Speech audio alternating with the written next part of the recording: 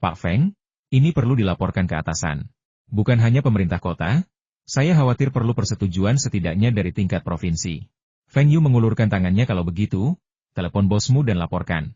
Aku bisa menunggu. Feng Yu tidak mau menunggu. Ia ingin segera mencapai kesepakatan dan mengganti nama. Saat ia mewawancarai Wang Junxia dan yang lainnya, latar belakangnya adalah pangkalan pelatihan Feng Yu. Inilah tujuan Feng Yu. Direktur Tian menggertakkan gigi dan menelepon pemimpinnya lagi untuk melaporkan situasi tersebut. Benar saja, ia mendengar teriakan pemimpinnya dari telepon. Pemimpin ini kemudian melaporkan kabar baik tersebut kepada pemimpin yang lebih tinggi. Maka, berita ini kembali diberitakan, satu persatu, sementara Feng Yu duduk bersila sambil minum teh. Pedagang dari Provinsi Liao di sebelahnya menundukkan kepala dan tetap diam. Ia berkata, bagaimana mungkin Tuan Feng begitu baik hati mensponsori sebuah pangkalan pelatihan dan bahkan bersikeras membayar lebih? Jadi, inilah motifnya. Yang mengejutkan Direktur Tian adalah jawaban yang diberikan adalah bahwa hal itu dapat dinegosiasikan. Ternyata Badan Administrasi Umum Olahraga sudah lama memiliki ide ini. Meniru acara olahraga asing dan menamai beberapa tempat latihan, DLL. Dapat sangat meringankan beban keuangan, dan tidak ada yang salah dengan hal itu, selama penamaan merek tersebut tidak mengandung berita negatif. Faktanya, di Tiongkok Selatan, sudah ada lapangan tenis meja yang dinamai merek, dan semuanya milik asing. Jika perusahaan asing bisa menamai lapangan nasional, mengapa merek Tiongkok tidak bisa menamai lapangan latihannya? Tuan Feng, pemimpin kami mengundang Anda untuk makan siang bersama kami dan membahas masalah hak penamaan. Direktur Tian kembali dan memberitahu Feng Yu. Tidak masalah, ayo kita bicarakan ini sambil makan siang nanti. Aku akan mengatur tempatnya, jadi kita tidak akan memanfaatkan orang banyak. Feng Yu melirik orang di sebelahnya. Distributor dari Provinsi Liao yang berdekatan sangat perhatian dan memesankan restoran terlebih dahulu. Tentu saja, Feng Yu tidak perlu membayar makanan ini. Saat makan malam, Feng Yu menginstruksikan distributor Provinsi Liao untuk memberi sang pemimpin beberapa minuman. Sang pemimpin kemudian meyakinkannya bahwa sponsor sama sekali tidak akan menjadi masalah. Jika harga selangit 5 juta tidak cukup, maka tidak ada yang akan berhasil. Ia berjanji bahwa semua formalitas akan selesai dalam 3 hari, dan kemudian papan nama di pintu masuk bisa diganti. Ia tidak akan memberikan hak penamaan permanen, tetapi ia bisa menyetujui jangka waktu 20 tahun. 250.000 setahun, Feng Yu menghitung, itu tidak mahal sama sekali. Masa depan basis pelatihan ini telah tiba, dan akan ada periode liputan nasional yang intensif, sebanding dengan iklan CCTV. Bahkan, menurutnya 10 tahun sangat hemat biaya. Feng Yu bersikap sopan, tetapi diam-diam ia tertawa. Untuk sementara, ia tampak seperti telah dimanfaatkan dan dibayar mahal. Tetapi segera semua orang akan menyadari bahwa ia tidak kehilangan apapun, tetapi malah mendapat untung. Direktur Tian, apakah ini daftar nama tim atletik Anda? Feng Yu melihat buku catatan yang dibawa Direktur Tian. Apakah pusat pelatihannya seburuk itu? Buku catatan ini sepertinya sudah dipakai selama 10 atau 8 tahun. Ya, dan hasil kompetisi mereka. Saya penasaran, produk apa yang Tuan Feng ingin mereka iklankan, dan berapa banyak yang sanggup mereka bayar? Awalnya, Direktur Tian tidak terlalu tertarik dengan biaya iklan. Berpikir bahwa beberapa ratus ribu atau 80.000 dolar sudah cukup. Atlet, pelatih, DLL. Dapat berbagi biaya dengan pusat pelatihan mereka, sehingga menghemat puluhan ribu dolar. Tapi ketika dia melihat betapa murah hatinya Tuan Feng, rela menginvestasikan 5 juta hanya untuk hak penamaan. Jadi, pasti harga untuk dukungan atlet ini tidak terlalu rendah. Kan? Dia hanya tidak tahu produk apa itu, pakaian atau sepatu? Obat. Apa? Obat-obatan. Direktur Tian menatap Feng Yu dengan kaget. Kontroversi seputar suplemen kesehatan belum berakhir, dan Tuan Feng membiarkan atlet mendukung obat-obatan lagi? Ya, itu obat-obatan. Misalnya, obat bebas seperti obat flu, obat MAC, suplemen vitamin, DLL, obat-obatan yang juga bisa dikonsumsi atlet, jelas Feng Yu. Obat-obatan ini juga perlu diiklankan? Kenapa tidak? Kalau sakit kepala atau demam, belum tentu harus ke rumah sakit, kan? Misalnya, pernahkah kamu pilek dan tidak punya obat di rumah? Kalau ditunda sampai besok, nanti malah tambah parah, ya? Tanya Feng Yu menggoda. Sepertinya memang ada. Ya? Jadi obat-obatan semacam ini harus selalu tersedia di rumah. Siapa yang tidak pernah sakit? Misalnya, jika tidak makan tepat waktu, perut akan mudah sakit. Anda bisa minum obat perut yang mujarab, tetapi bisakah Anda menahan sakit perut untuk membeli obat? Iklan kami adalah untuk memberitahu semua orang cara merawat diri sendiri dan keluarga. Dan jika kesehatan Anda kurang baik, Anda bisa mengonsumsi suplemen vitamin, seng, kalsium, DLL, yang jauh lebih baik daripada pergi ke rumah sakit untuk mendapatkan suntikan vitamin dan kalsium. bukan? Feng Yu melanjutkan cuci otaknya. Tapi apakah obat ini boleh diiklankan? Tanya Direktur Tian penasaran. Kenapa tidak? Ada di TV. Ini bukan produk kesehatan. Ini hanya produk kesehatan yang tidak boleh diiklankan. Ini tidak ada hubungannya dengan obat-obatan atau makanan. Lagi pula, bukankah atlet bisa sakit? Keluarga atlet selalu sakit, kan? Tanya Feng Yu yakin. Direktur Tian menggaruk kepalanya. Sepertinya apa yang dikatakan Tuan Feng masuk akal. Tuan Feng, apakah Anda tidak punya kontrak sponsor lain? Tanya Direktur Tian ragu-ragu. Ia masih tidak ingin para atlet ini mendukung perusahaan farmasi. Pelatih MA mendukung iklan palsu. Dan sekarang namanya sudah terkenal. Mungkin akan sulit baginya untuk pulih dari ini. Untungnya, hanya pelatih MA yang disalahkan, bukan para atlet ini. Jika para atlet ini terus mendukung perusahaan farmasi dan secara tidak sengaja salah mengartikan iklannya, bukankah itu juga akan menjadi akhir bagi mereka? Ya, jika saya menyukainya, saya juga akan mendukung produk lain, seperti mobil. Mobil sedan? Saat itu, tidak ada selebriti yang mendukung mobil di Tiongkok. Jadi Direktur Tian juga sangat penasaran tentang mobil apa yang dibicarakan Feng Yu. Benar? Songjiang Automobil, pernah dengar? CCTV sedang mengiklankannya sekarang, dan sudah ada di berita. Kepala desainer bilang bagus. Feng Yu mulai menggunakan kulit harimau sebagai spanduk. Songjiang Automobil? Ini juga bisnis Tuan Feng? Direktur Tian terkejut. Wajah Feng Yu belum muncul di berita saat itu, jadi hanya sedikit orang yang tahu bahwa pemegang saham utama Harbin Machinery Company masih sangat muda. Ayahku punya beberapa saham di sana, jadi aku masih bisa berbuat sesuatu. Feng Yu menyentuh hidungnya dan seperti biasa mendorong ayahnya keluar sebagai tameng. Akan luar biasa jika mereka bisa mendukung sebuah mobil. Para pemain ini semuanya pelari jarak menengah dan jauh, jadi mendukung sebuah mobil akan sangat cocok. Lagi pula, mobil itu sangat mahal, jadi mendukung ini pasti akan menghabiskan banyak uang. Tuan Feng, kalau begitu Anda bisa lihat siapa yang akan menjadi juru bicaranya. Direktur Tian menjadi semakin antusias. Feng Yu mengangguk dan mulai memeriksa daftar tersebut. Wang Junxia, Ku Yunxia, Liu Dong, M. Alian, Zhang Lilin, Zhang Lirong, Li Ying, Feng Huiwen, Li, Li Jianping, Wang Yuan, Wang Xiaoxia, Dong Yanmei, Jiang Bo. Masing-masing nama terkenal ini diikuti dengan daftar prestasi mereka di masa lalu. Meskipun belum banyak meraih pengakuan global, mereka telah menunjukkan kinerja yang baik-baik di dalam negeri maupun di Asia Timur.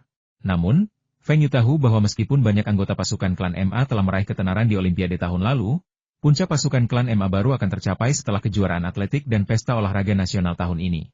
Mereka akan menyapu bersih 3 besar, atau bahkan 4 besar, dalam berbagai cabang olahraga, memecahkan banyak rekor, dan membuat atlet lain takut akan prospek kemenangan. Di antara mereka, Wang Junxia, Ku Yunxia, dan Wang Xiaoxia dikenal sebagai 3 sia lari jarak jauh, Zhang Lilin dan Zhang Lirong dikenal sebagai saudara perempuan Zhang. Banyak sekali penghargaan yang diciptakan oleh orang-orang ini. Feng Yu merasa enggan menghapus nama-nama di daftar tersebut, terutama Wang Junxia, Ku Yunxia, dan Liu Dong. Mereka semua adalah calon pemegang rekor dunia. Dan mereka semua mencetak rekor mereka tahun ini, jadi ia terpaksa menandatangani kontrak dengan mereka. Feng Yu dengan licik berpura-pura kesulitan memilih Direktur Tian. Ada begitu banyak orang, sungguh sulit untuk memilih. Jika saya meminta mereka menjadi juru bicara, apakah itu akan membuat yang lain merasa tidak seimbang dan memengaruhi persaingan? Tidak, tidak. Selama pelatihan, mereka sering bersaing satu sama lain. Mereka yang tidak berprestasi atau terlalu muda tidak akan punya banyak ide. Saya bisa melakukan beberapa pekerjaan ideologis untuk mereka. Direktur Tian sekarang sangat ingin mempromosikan dukungan iklan. Jika biaya pengesahannya tinggi, basis pelatihan mereka juga dapat mengambil sejumlah besar biaya pelatihan.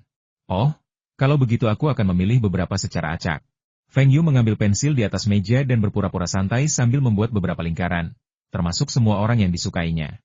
Termasuk beberapa orang yang namanya belum pernah ia dengar, totalnya ada 20 orang, yang merupakan sepertiga dari seluruh atlet. Tuan Feng, apakah Anda menginginkan semua orang ini? Itu hanya iklan. Apakah Anda membutuhkan begitu banyak orang? Ya, kami akan menerima semuanya. Ini juga cara untuk menyemangati orang-orang ini. Jika mereka semua bisa mendukung pengobatan kami bersama-sama, berapa banyak yang bisa Anda hitung? Direktur Tian tampak malu. Awalnya ia mengira Presiden Feng akan memilih orang-orang paling terkenal, seperti Ku Yunxia, Wang Junxia, dan lainnya. Mengapa Presiden Feng memilih begitu banyak orang sekaligus? Kalau dia menebak harganya dalam pikirannya, pasti harganya selangit. Kalau tidak, kenapa tidak mengambil rata-rata harga orang-orang ini? Biaya endorsement untuk setiap produk dan satu orang adalah 20.000 yuan per tahun. Direktur Tian masih mematok harga yang menurutnya terlalu tinggi. 20.000 per orang per tahun? Itu berarti 400.000 per tahun untuk biaya endorsement? Feng Yu ternganga. Orang-orang zaman sekarang benar-benar masih belum memahami nilai komersial atlet. 400.000 per tahun? Hanya untuk Wang Junxia saja?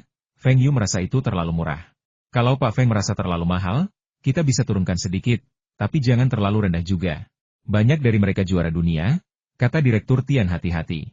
Tidak perlu menurunkan harga, mari kita bicarakan detailnya. Feng Yu melambaikan tangannya. Dia terlalu malu untuk menawar dengan harga ini. Feng Yu selalu berinisiatif dalam negosiasi harga.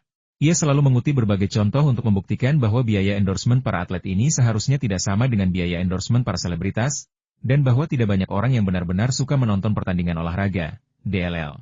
Tetapi Feng Yu juga tahu bahwa para atlet ini nantinya akan diterima oleh para pemimpin nasional, tampil di gala festival musim semi CCTV, menerima penghargaan kelas dunia, dan seterusnya.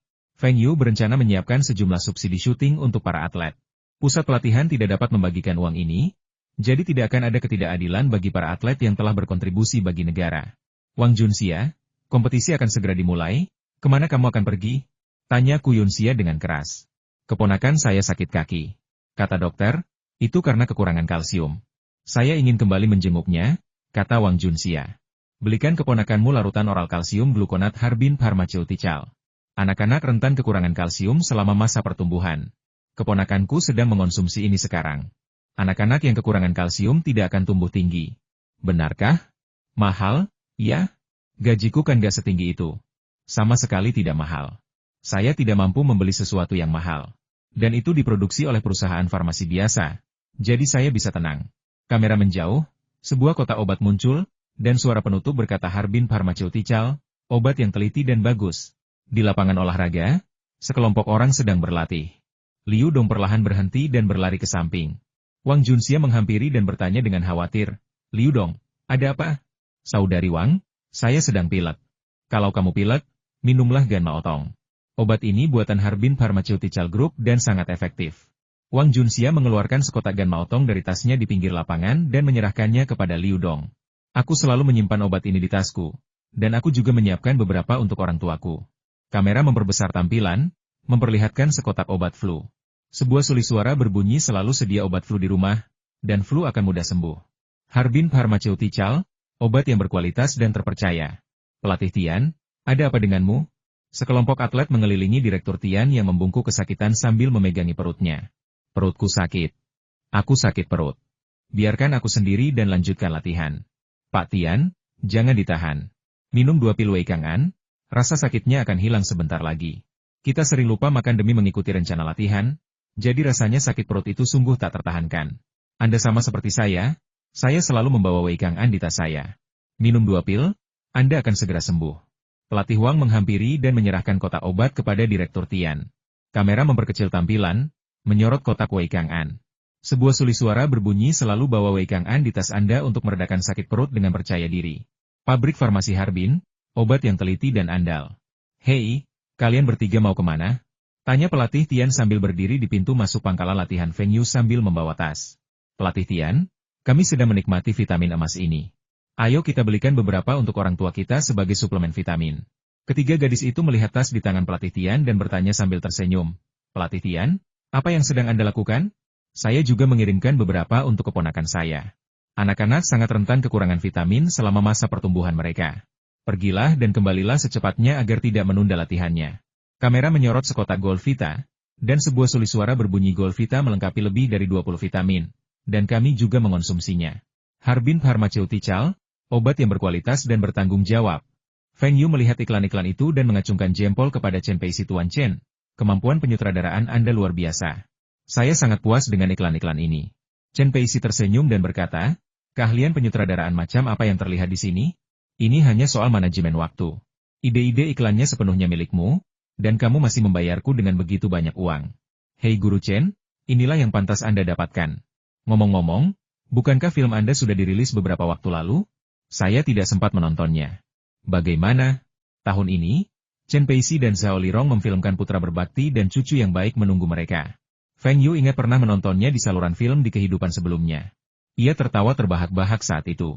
Namun, sepertinya karena pengaruh pasar, film tersebut merugi. Jangan bahas itu. Meskipun sudah dirilis, Tidak ada yang membeli tiket untuk menontonnya. Saat membicarakan hal ini, Chen Peixi menjadi tidak senang. Guru Chen, kenapa Anda tidak memberitahu saya tentang ini? Apakah Anda sudah menjual hak cipta cakram VCD Anda? Ah, hak cipta cakram VCD? Kamu belum pernah menjual ini sebelumnya? Tanya Chen Peixi dengan linglung. Kalau begitu, jual saja padaku. Sebutkan saja harganya, dan aku tidak akan menawar. Chen Peixi menghitung jumlah uang yang harus dibayarkannya dan bertanya dengan ragu. Bagaimana dengan 100.000 yuan? Tidak masalah. Mulai sekarang, aku akan mengambil semua hak atas cakram filmmu. Sebutkan saja jumlahnya, berapapun jumlahnya. 100.000 yuan, 10 yuan per cakram, dan biayanya hanya lebih dari 1 yuan. Apa untungnya? Selama dia bisa menjual puluhan ribu, Feng Yu tidak akan rugi. Dia sudah menjual lebih dari 10.000 VCD. Dan dengan perluasan jangkauan produk mereka, Feng Yu Electronics telah memperoleh sejumlah besar hak atas cakram film. Dengan 100.000 yuan ini, film Chen Peixi tidak akan merugi kali ini. Ini akan menjadi film pertama yang menguntungkan sejak tahun 1990 dan pasti akan tercatat dalam sejarah. Chen Peixi bahkan lebih bersyukur dan berkata bahwa jika Feng Yu ingin syuting iklan di masa mendatang, ia hanya akan membayar setengah harga dan tidak akan membayar lebih. Feng Yu menolak dengan rendah hati, lalu dengan senang hati menerimanya. 100.000 yuan, itu banyak uang yang ditabung untuk masa depan. Hahaha. Untuk syuting iklan ini, Feng Yu meminta sutradara Tian dan beberapa pelatih untuk hadir di lokasi syuting. Tentu saja, ia juga memberi mereka sejumlah biaya iklan masing-masing sebesar 5.000 yuan, lalu memberi mereka tambahan 5.000 yuan sebagai subsidi iklan. Mereka bisa mengantongi semua uang ini. Mereka belum pernah mendapatkan sebanyak ini sebelumnya. Jadi, ketika Direktur Tian dan yang lainnya mengetahui bahwa Feng Yu mensubsidi para atlet ini untuk syuting iklan, dan beberapa subsidi bahkan lebih besar daripada biaya iklan, mereka mengabaikannya dan tidak meminta mereka untuk menyerahkannya. Semua orang diam-diam menyadari hal ini. Hasilnya, Feng Yu menemukan bahwa setelah menerima subsidi pembuatan film, semua atlet ini menunjukkan kegembiraan dan rasa terima kasih di wajah mereka, dan mereka berterima kasih kepada Feng Yu berulang kali. Feng Yu juga memandang para atlet ini dan berkata dengan sok, kami melakukan ini untuk berterima kasih atas kontribusi kalian bagi negara. Semoga kalian dapat meraih kesuksesan yang lebih besar di kejuaraan dunia ini. Ya, hanya ketika Anda menciptakan kecemerlangan, saya bisa memperoleh lebih banyak penghargaan. Setelah Feng Yu selesai berbicara, semua atlet bersumpah untuk memenuhi harapan Feng Yu. Feng Yu tercengang. Memenuhi harapanku? Sebenarnya, itu tidak perlu. Asalkan kau diwawancarai oleh wartawan. Feng Yu melambaikan tangan dan berbicara kepada para atlet. Mereka semua mengangguk, menunjukkan bahwa tidak ada masalah. Beberapa bahkan mengatakan bahwa memang begitulah yang seharusnya mereka lakukan. Direktur Cheng, tolong ganti semua iklan selama periode iklan ini dengan yang ini. Tolong tinjau iklannya sekarang. Feng Yu menyerahkan rekaman iklan itu kepada Cheng Baojun. Tuan Feng, Anda cukup sering mengganti iklan. Ini rekaman CCTV kami. Feng Yu melirik Cheng Baojun dan berkata, tentu saja saya selalu menyimpan catatan biaya iklan. Hahaha, Tuan Feng, Anda punya waktu iklan terbanyak. Sudahlah, jangan bahas itu lagi. Cepat dan interogasi saja. Aku sudah pesan meja di Dong Lai Sun malam ini. Minta adik iparmu untuk membawa anak itu. Oh, Tuan Feng sopan sekali lagi. Aku jadi malu. Cheng Baojun berkata begitu, lalu segera meraih telepon di meja dan menelepon istrinya. Setelah membaca semua iklan, Cheng Baojun menyalakan sebatang rokok dan berkata, Tuan Feng, tidak ada yang salah dalam iklan ini, kan? Feng Yu menangkap produk kesehatan yang memenuhi syarat tersebut karena diiklankan secara keliru dan dibesar-besarkan khasiatnya. Bagaimana mungkin dia melakukan kesalahan yang sama? Sama sekali tidak. Semua yang tertulis di sini benar. Misalnya, kalsium glukonat kami sudah dikonsumsi oleh para atlet. Kalau katanya untuk keponakan, ya untuk keponakan. Kalau katanya untuk keponakan, ya untuk keponakan. Soal obat flu, obat antiinflamasi, obat anti diare, Jinweita, cairan oral penambah darah, DLL, semua yang tertulis di iklan itu benar. Ini adalah obat-obatan yang harus digunakan atlet dengan hati-hati, dan jika tidak dikonsumsi dalam jumlah besar, tidak masalah. Direktur Tian juga memiliki masalah perut dan telah mengonsumsi Wei Kang An, obat yang diproduksi oleh Harbin Pharmaceutical. Kalau berani bilang begitu, ya nggak masalah. Apa ada syaratnya iklan mana yang harus diganti di slot waktu yang mana? Saya tidak punya persyaratan apapun, cukup ubah saja sesuai durasinya.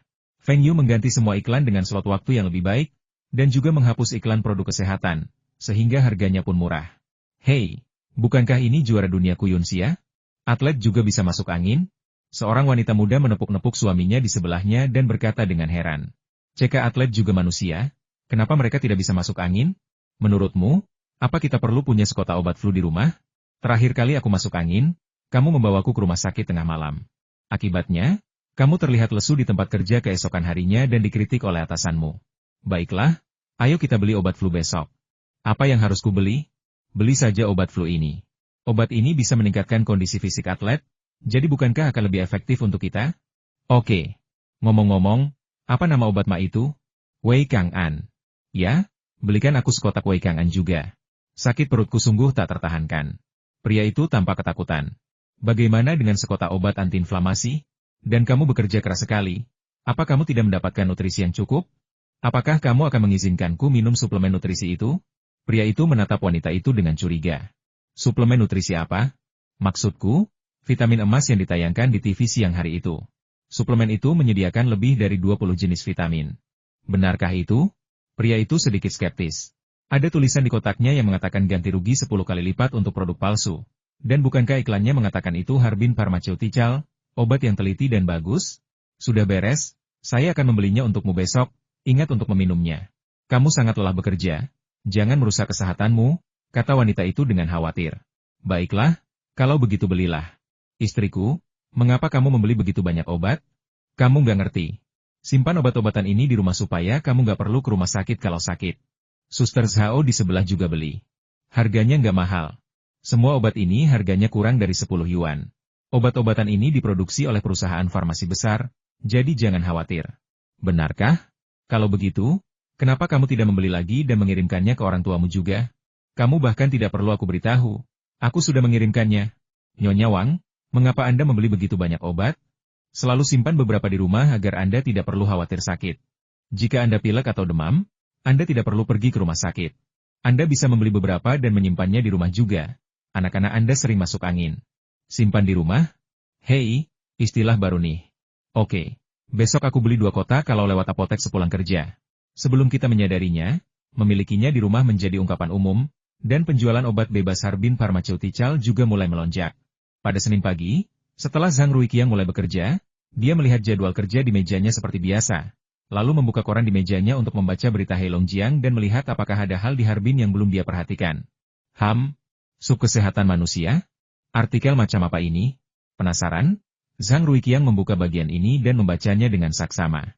Sub kesehatan merupakan suatu keadaan di mana tubuh manusia berada di antara kesehatan dan penyakit, yang dimanifestasikan dengan berkurangnya vitalitas, penurunan fungsi dan kemampuan beradaptasi dalam kurun waktu tertentu, tetapi tidak memenuhi standar penilaian klinis atau subklinis kedokteran modern untuk penyakit tersebut.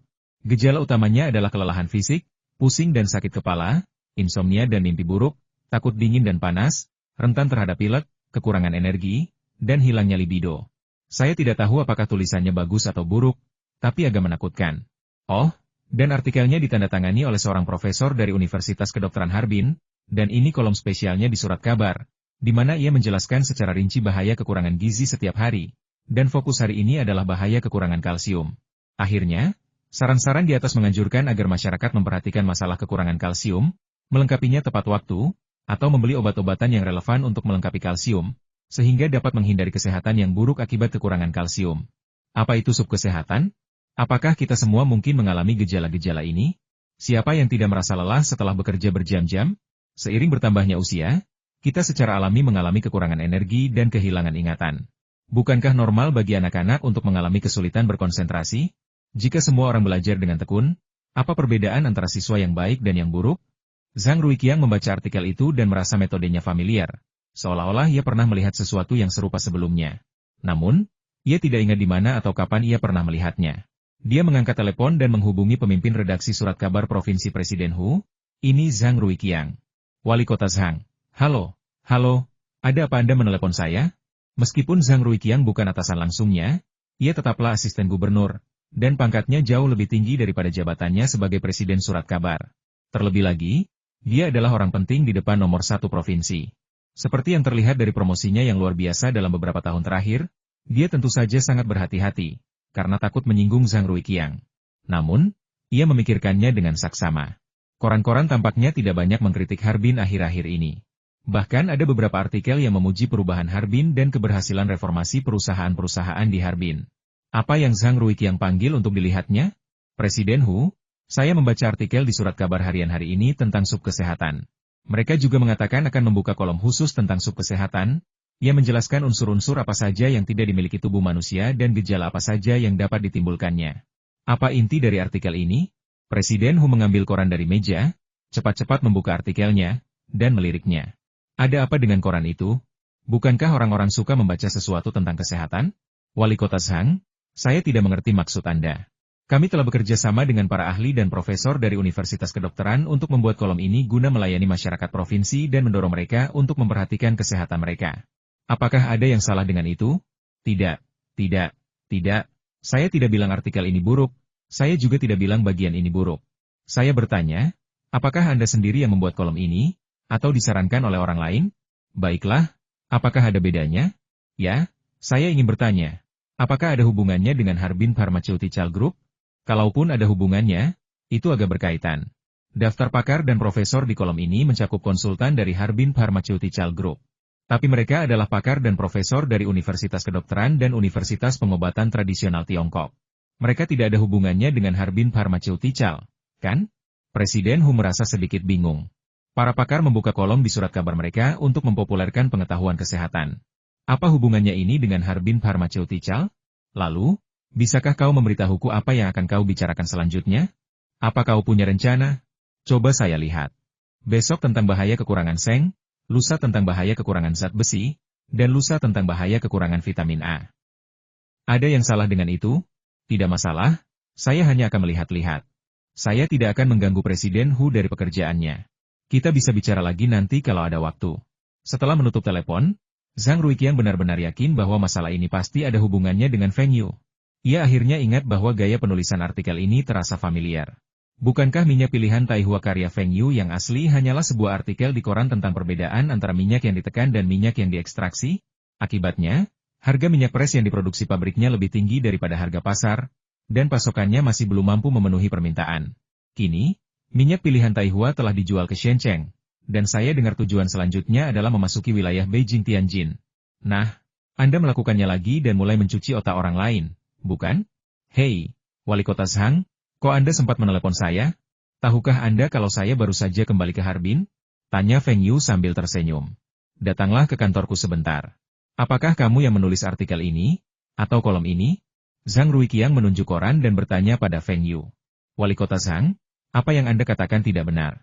Bagaimana bisa disebut tipuan? Artikel ini ilmiah. Ini adalah hasil yang diverifikasi oleh sekelompok pakar dan profesor dari Universitas Kedokteran, Universitas Kedokteran Tiongkok, serta banyak pakar dan profesor dari Universitas Beijing, Universitas Kedokteran Beijing, Universitas Kedokteran Shenyang, dan universitas lainnya, kata Feng Yu dengan bangga. Apakah Anda melakukan ini untuk menjual suplemen kalsium, seng, dan vitamin? Ya, cukup lengkapi kekuranganmu. Apa masalahnya? Tidak bisakah kau menggunakan beberapa metode penjualan yang normal? Bukankah iklan yang kau pasang di CCTV cukup efektif? Bukankah obat flu, obat perut, obat anti diare, DLL juga laris manis? Zhang Ruiqiang merasa sedikit kecewa. Selalu merasa bahwa Feng Yu suka mengambil pendekatan yang tidak konvensional. Wali Kota Zhang, apakah ada yang salah dengan apa yang saya lakukan? Memberikan kuliah pendidikan kesehatan kepada semua orang, lalu memberitahu mereka kondisi apa yang harus ditangani dan suplemen apa yang harus dikonsumsi, adalah hal yang baik. Hanya saja, unsur-unsur yang seharusnya ditambahkan itu kebetulan diproduksi oleh Harbin Pharmaceutical, kan? Zhang Ruiqiang mencibir. Wali Kota Zhang, bukankah Harbin Pharmaceutical adalah perusahaan di Harbin? Bukankah seharusnya pendapatan pajaknya dibayarkan ke Harbin? Bukankah yang Anda inginkan adalah perusahaan berkinerja baik? Tanya Feng Yu sambil tersenyum. Ini, Zhang Ruiqiang terdiam. Memang, obat-obatan Harbin Pharmaceutical laris manis, dan keuntungannya meningkat, persis seperti yang ia harapkan. Namun, ia selalu merasa taktik pemasaran Feng Yu agak aneh, dan ia selalu merasa taktik itu agak tidak etis. Namun, ia harus mengakui bahwa taktik itu selalu berhasil dengan sangat baik. Anda hanya mengiklankan ini di Longjiang Daily? Tentu saja, masih banyak lagi. Hampir 20 surat kabar provinsi telah membuka rubrik ini, dan ada juga sebuah stasiun radio. Oh, dan sebuah buku akan diterbitkan nanti. Menerbitkan buku? Ya, judul bukunya adalah Subhealth. Buku ini tidak hanya diterbitkan di Tiongkok, tetapi juga diterjemahkan ke dalam lebih dari 20 bahasa dan akan dirilis serentak di banyak negara dan wilayah di seluruh dunia. Penjualan global? Siapa yang menulis ini? Kamu? Zhang Ruiqiang sama sekali tidak bisa menerimanya. Feng Yu benar-benar akan menerbitkan buku? Tentu saja bukan saya. Melainkan para profesor dari Universitas Kedokteran Harbin dan Universitas Pengobatan Tradisional Tiongkok Harbin. Penulis utama bahkan seorang akademisi dari Akademi Ilmu Pengetahuan Tiongkok. Kami juga menemukan banyak pakar dan profesor ternama dari luar negeri untuk memberikan komentar dan menulis kata pengantar serta rekomendasi. Saya perkirakan penjualannya akan moderat, tetapi setidaknya 1 juta eksemplar akan terjual. Berapa banyak? Jutaan? Zhang Ruiqiang terkejut. Jutaan eksemplar? Apa Feng Yu bercanda? Berapa banyak eksemplar yang mungkin dimiliki karya sastra klasik itu? Katakan padaku apa yang terjadi. Saudara Liu, saya sudah lama di sini. Kenapa saya belum minum teh? Apa kalian mau saya yang melakukannya sendiri lagi? Teriak Feng Yu ke arah luar. Kami akan mengobrol panjang lebar. Jadi bagaimana mungkin kami tidak minum teh untuk melegakan tenggorokan? Sekretaris Liu melompat dari kursinya dan berteriak, saat ini sedang basah kuyup. Sebentar lagi siap, sebentar lagi siap. Zhang Ruiqiang. Orang itu sekretarisku, bagaimana mungkin kau bisa memerintahnya dengan begitu mudahnya? Saudara Liu, kamu terlalu pelit. Teh apa ini? Di mana Longjing kualitas terbaik milik wali kota Zhang? Feng Yu menyesap tehnya, mengerucutkan bibirnya, dan berkata dengan sangat tidak puas. Cukup, ini saja, minum atau tidak? Geram Zhang Ruiqiang dengan wajah cemberut. Kau merusak semua tehku yang enak. Feng Yu memutar matanya ke arah Zhang Ruiqiang. Wali kota, kau pelit sekali. Sudahlah. Lagi pula aku tidak suka teh. Sudah cukup minum? Mau kusulut rokok lagi? Tanya Zhang Ruiqiang dengan marah. Dengan cara Feng Yu menyeruput teh, ia butuh lebih dari 10 menit untuk menghabiskan secangkir teh hangat yang baru diseduh ini. Tidak perlu rokok. Adikku sedang bekerja, dan aku tidak punya tempat makan siang ini. Minta kafetaria untuk menambahkan 2 hidangan. Tidak perlu terlalu mewah. Rebus ikan dengan ikan mas cerucian besar dan biji melon. Ikan mas tidak enak. Dan sepiring penuh iga babi rebus juga tidak masalah. Pastikan iga babinya ramping. Aku tidak suka daging berlemak. Zhang Ruiqiang, Anda datang ke kantin pemerintah kami untuk makan? Anda tidak hanya memesan hidangan, tetapi Anda juga memilihnya. Apakah kamu akan mengatakannya atau tidak? Oke. Apa terburu-buru? Feng Yu memutar bola matanya ke arah Zhang Ruiqiang, seolah mengkritiknya karena sama sekali tidak tenang. Wali kota Zhang, apakah menurut Anda hanya orang Tionghoa yang menghargai kesehatan mereka? Bukankah orang asing juga menghargai kesehatan mereka? Bukankah mereka ingin hidup lebih lama? Kau seharusnya berpikir begitu, kan? Tentu saja. Ini adalah masalah global. Kecuali di zona perang, di mana beberapa orang mungkin tidak ingin hidup lama, kebanyakan orang ingin hidup lebih lama dan menikmati hidup. Oleh karena itu, masalah kesehatan menjadi perhatian yang meluas di seluruh dunia. Konsep subkesehatan awalnya tidak diusulkan oleh kami. Konsep ini pertama kali dicetuskan oleh mantan cendekiawan Soviet, Buchman, pada pertengahan 1980-an, yang menggambarkannya sebagai kondisi ketiga antara kesehatan dan penyakit. Kebetulan, Buchman juga menulis kata pengantar untuk edisi Rusia buku kami, Subkesehatan, dan bertindak sebagai peninjau ahli. Apakah Anda mengatakan bahwa konsep subkesehatan ini tidak Anda ciptakan, melainkan diciptakan oleh orang-orang dari bekas Uni Soviet? Apa maksudmu mengarang cerita? Aku sudah bilang berkali-kali, ini sains, ini sains. Feng Yu marah. Apa citraku seburuk itu? Kenapa kau selalu berpikir aku membodohi orang? Yah, sains ya sains. Aku tidak bilang itu tidak benar. Kenapa kau berteriak? Zhang Ruiqiang menyalakan rokok dengan gembira. Sungguh kenikmatan yang langka melihat Feng Yu dipermalukan. Meskipun kami tidak mencetuskan konsep subkesehatan, kami melakukan studi sistematis dan menjelaskannya kepada semua orang menggunakan konsep-konsep yang mudah dipahami, seperti insomnia dan mimpi, kelelahan pada ekstremitas, dan sebagainya. Feng Yu sengaja mencampurkan beberapa kata bahasa Inggris untuk menjelaskan subkesehatan, insomnia, mimpi, kelemahan pada anggota tubuh, dan sebagainya, hanya untuk membuat Zhang Ruiqiang tidak dapat memahaminya. Bicaralah bahasa Mandarin. Zhang Ruiqiang marah. Feng Yu pasti sengaja melakukannya. Feng Yu menatap Zhang Ruiqiang dengan tatapan yang menyiratkan, ketidaktahuan itu menakutkan. Ia melanjutkan dengan enggan, semakin kaya suatu negara, semakin penting pula kesehatannya. Akibat budaya makan, kebiasaan gaya hidup, dan sebagainya, hampir 99% penduduknya berada dalam kondisi kesehatan yang buruk. Yang paling terdampak adalah orang parubaya, diikuti oleh lansia, remaja, dan seterusnya. Setelah mereka mengetahui kondisi mereka, apakah menurutmu mereka akan menemukan cara untuk tetap sehat? Kurasa begitu. Pikiran Zhang Ruiqiang perlahan-lahan diarahkan oleh Feng Yu. Ya, pasti akan. Dan tahukah Anda negara mana di dunia yang paling mementingkan suplemen nutrisi? Amerika Serikat, Jepang, Prancis, Australia, DLL, semuanya adalah negara maju. Tetapi mereka memproduksi suplemen nutrisi, dan kita memproduksi obat-obatan. Inilah perbedaan konsepnya. Jika Anda mempromosikan produk dengan khasiat yang sama, apakah Anda akan lebih percaya pada obat dari perusahaan farmasi biasa atau obat yang dibuat oleh perusahaan makanan? Sekarang saya memang percaya pada produk farmasi. Tapi belum tentu di luar negeri juga begitu, kan? Suplemen kesehatan kita terdistorsi. Sedangkan yang di luar negeri adalah suplemen nutrisi. Jadi tidak masalah, kan? Apa benda itu pasti tidak ada? Kalau kita mau dia memilikinya, dia pasti akan memilikinya. Tegas Feng Yu sambil menunjuk meja. Apakah ada suplemen nutrisi palsu dari luar negeri? Barang palsu ada di setiap negara. Tetapi sekarang jumlahnya semakin banyak di sini. Selama suatu negara menemukan produk nutrisi yang bermasalah, seperti iklan yang dilebih-lebihkan, kandungan bahan yang tidak konsisten, DLL, kita dapat mengungkapnya melalui media dan secara signifikan mengurangi kredibilitasnya. Itulah kesempatan kita, kata Feng Yu bangga. Jadi, kau sengaja menciptakan program CCTV, Oriental Horizon? Zhang Ruiqiang kemudian menyadari bahwa penurunan dan bahkan hilangnya produk kesehatan yang tiba-tiba tampaknya telah menyebabkan peningkatan penjualan obat Harbin Pharmaceutical. Mungkinkah ini juga rencana Feng Yu? Ini tidak sepenuhnya disengaja. Saya hanya tidak suka penipu itu. Jadi saya coba saja. Kalau mereka menipu orang di luar negeri, saya tidak akan peduli. Tapi kalau menipu orang sendiri, apa gunanya? Zhang Ruiqiang menatap Feng Yu tanpa berkata-kata. Betapa menyimpangnya sistem nilai ini.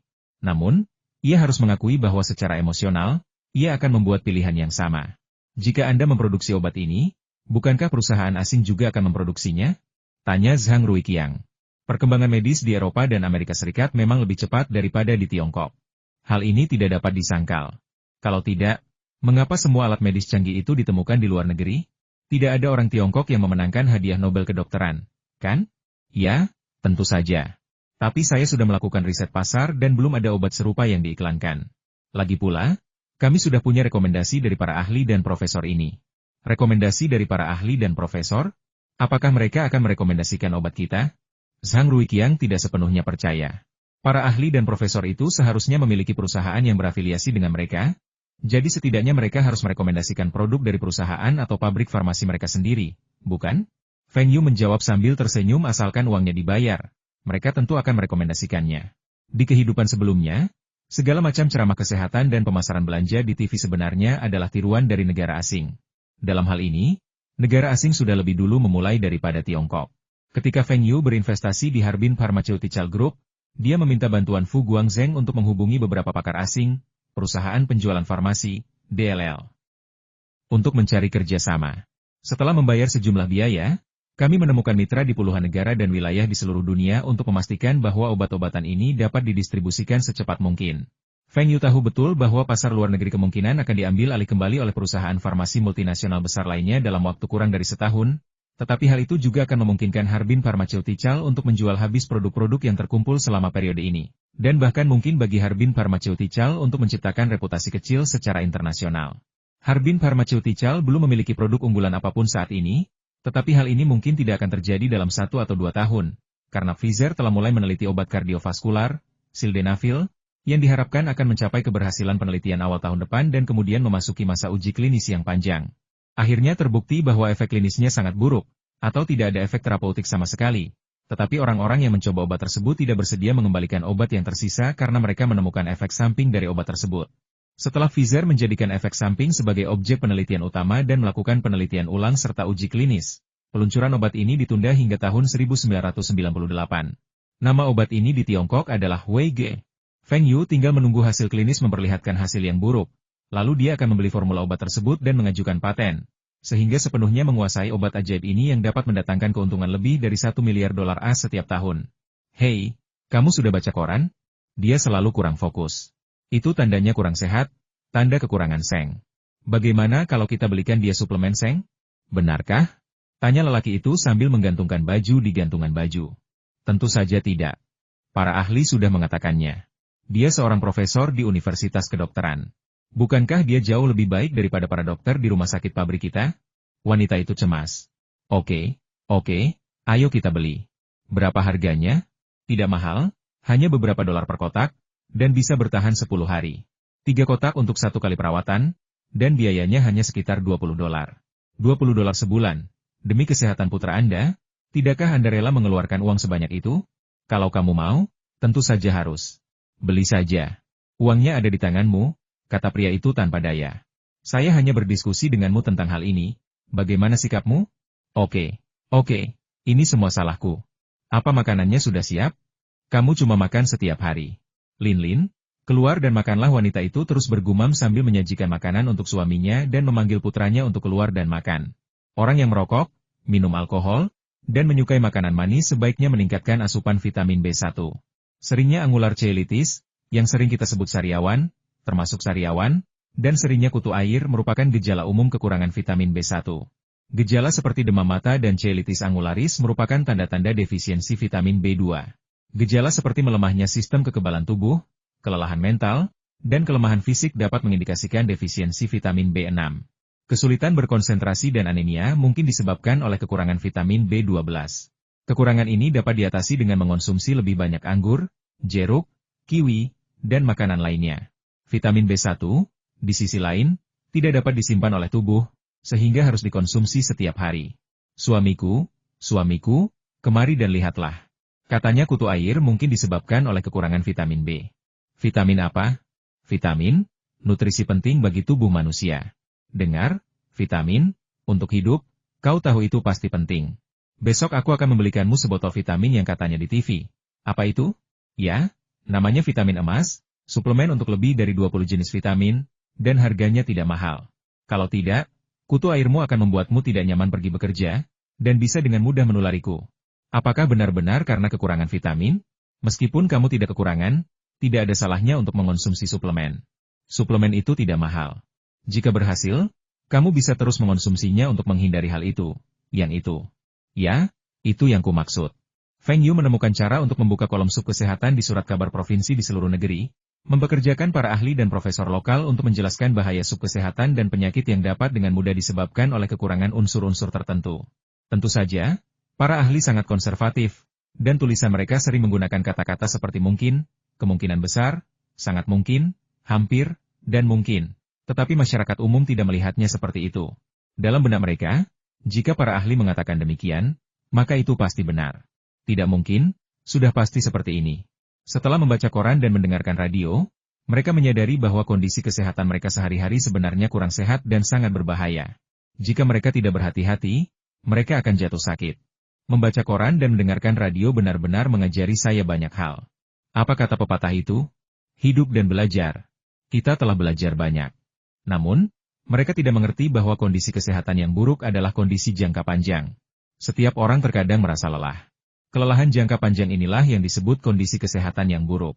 Ketika orang mendengarkan radio atau membaca koran, mereka memilih konten yang mereka minati. Mereka bahkan akan secara selektif mengingat beberapa hal dari teks atau siaran. Dan begitulah, mereka menjadi pakar hanya dengan pengetahuan yang dangkal. Para pakar ini juga suka menularkan pengetahuan kepada orang lain untuk menunjukkan bahwa mereka mampu dan berbudaya. Rumor semacam ini rentan terhadap distorsi, dan setelah disebarkan berkali-kali, distorsinya menjadi semakin serius. Kata-kata para ahli seperti mungkin dan barangkali telah hilang. Adapun makanan yang dianjurkan oleh para ahli, adalah buah-buahan non-musiman yang sangat mahal, atau ayam, bebek, ikan, dan lain-lain, yang harganya jauh lebih mahal daripada membeli obat ini. Lagi pula, kalau makan sesuatu memang manjur, kenapa harus memproduksi obat? Bukankah di TV disebutkan kalau atlet minum obat ini dan bahkan membelinya untuk keluarga mereka? Bagaimana mungkin itu buruk? Makan ini jelas lebih baik daripada minum suplemen kesehatan itu, kan? Apa itu suplemen kesehatan? Kalau CCTV tidak mengungkapnya, kita pasti masih belum tahu. Ini diproduksi oleh perusahaan farmasi resmi dan diiklankan di CCTV. Jadi pasti benar. Bukankah CCTV mengatakan telah melakukan inspeksi mandiri dan menjamin bahwa iklan tersebut tidak mengandung konten palsu atau berlebihan? Surat kabar ini juga sangat netral, hanya menyebarkan pengetahuan dan konsep, tanpa mempromosikan produk apapun. Namun, ini sebenarnya merupakan bentuk pemasaran pengetahuan dan pemasaran konsep. Tujuannya adalah untuk menyebarkan pengetahuan kepada semua orang dan membentuk calon konsumen. Orang awam mungkin ingin membeli produk yang melengkapi unsur-unsur ini atau produk serupa setelah membaca kolom pakar atau mendengarkan siaran pakar, tetapi mereka mungkin tidak akan membeli produk Anda. Berikutnya adalah metode pemasaran kedua, pemasaran ahli. Melalui artikel surat kabar dan ceramah radio, Mereka menanamkan gagasan kepada orang-orang bahwa mereka semua berada dalam kondisi kurang sehat. Mereka kemudian memberitahu orang-orang bahwa tubuh mereka kekurangan berbagai elemen dan mereka perlu mengisinya kembali tepat waktu agar terhindar dari penyakit. Setelah presentasi mereka disiarkan, para pakar dan profesor akan berinteraksi dengan pembawa acara dan hotline. Semua orang pasti bertanya, setelah semua yang Anda katakan, bisakah Anda merekomendasikan obat? Pada titik ini adalah iklan tersirat. Para ahli dan profesor semuanya telah menerima uang, dan mereka semua tahu bahwa obat-obatan Harbin Pharmaceutical jelas merupakan obat-obatan biasa dan berkualitas, jadi mereka tidak merasa tertekan untuk merekomendasikannya. Ketika orang mendengar rekomendasi ahli di radio atau melihat produk bermerek di TV, mereka akan lebih mempercayainya dan secara naluriah memilih untuk membeli merek obat ini sebagai suplemen nutrisi. Mereka juga terlibat dalam buku Subhealth dan menerima sejumlah uang. Meskipun tidak banyak, mereka merasa sangat bangga ketika mendengar bahwa buku tersebut telah diterjemahkan ke dalam lebih dari 20 bahasa dan diterbitkan di banyak negara dan wilayah. Hampir mustahil untuk tidak menemukan profesor yang tidak menyukai ketenaran.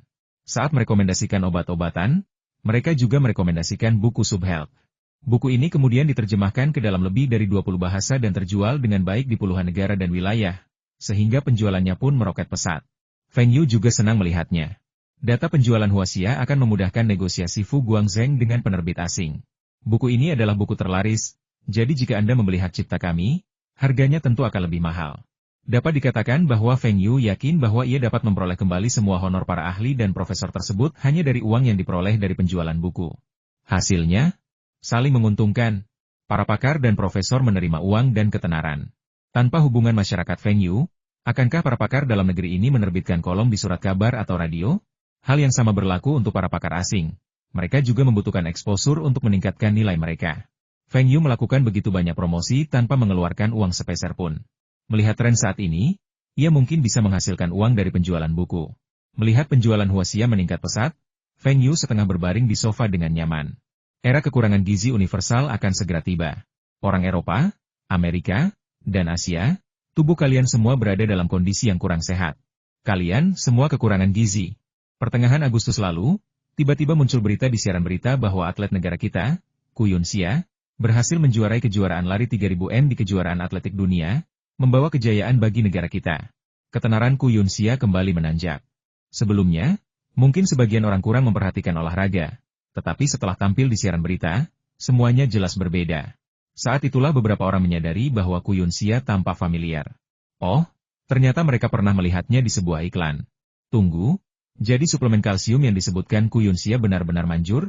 Beberapa orang yang sebelumnya skeptis kini mulai membeli kalsium glukonat untuk anak-anak mereka. 2 hari kemudian, CCTV News melaporkan berita lain bahwa atlet kita Liu Dong memenangkan kejuaraan lari 1500 m di kejuaraan atletik dunia, membawa kejayaan bagi negara. Itu adalah laporan yang hampir identik, kecuali pada orang-orang dan proyeknya, yang membuat lebih banyak orang mulai memperhatikan Liu Dong. 2 hari kemudian, Wang Junxia memenangkan kejuaraan dunia lari 10.000 m, membuat semua orang tercengang. Apakah delegasi yang kita kirim kali ini benar-benar sekuat itu?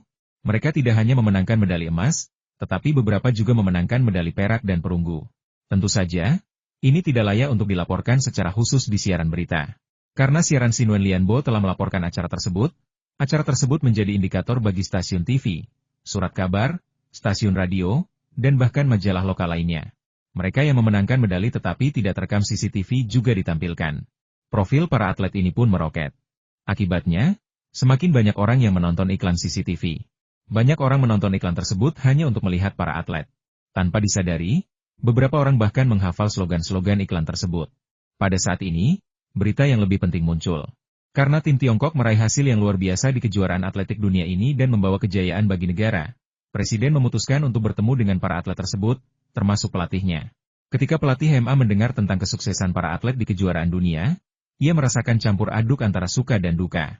Dukanya adalah ia seharusnya menjadi pelatih kepala tim, dan ia akan berbagi semua kejayaan, serta bonus para atlet. Kabar baiknya adalah orang-orang ini telah mencapai hasil yang baik. Semua orang seharusnya mengerti bahwa ini tidak terlepas dari pelatihannya, bukan?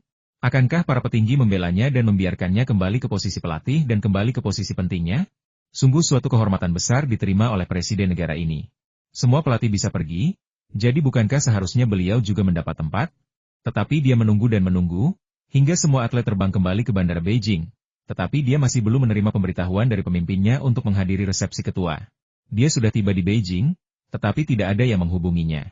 Pagernya tidak berdering seharian, dan bahkan ponsel yang baru dibelinya pun sepertinya rusak dan tidak berdering sama sekali. Pelatih hemat cemas seperti semut di wajan panas. Jika dia tidak bisa memanfaatkan kesempatan baik ini, dia akan dikeluarkan sepenuhnya dari lingkaran inti. Belum lagi masa depannya, dia tidak akan mampu melewati kesulitan saat ini. Ia membangun pangkalan latihan baru di Liangang, fasilitas pribadinya. Ia punya uang, tanah itu diberikan kepadanya secara cuma-cuma oleh pemerintah daerah, dengan nama Pangkalan Latihan Nasional. Ia menjual formula, mendukung beberapa produk, termasuk Saripati Kura-Kura Tempurung Lunak Tiongkok, dan, dengan menahan bonus atlet, mampu membiayai pangkalan latihan tersebut. Bahkan asrama atlet dirancang seperti villa 3 lantai untuk satu keluarga. Namun, setelah pekerjaan dimulai, gajinya tiba-tiba disita. Tak hanya itu, gaji, bonus, dan subsidinya pun ditahan selama 3 bulan.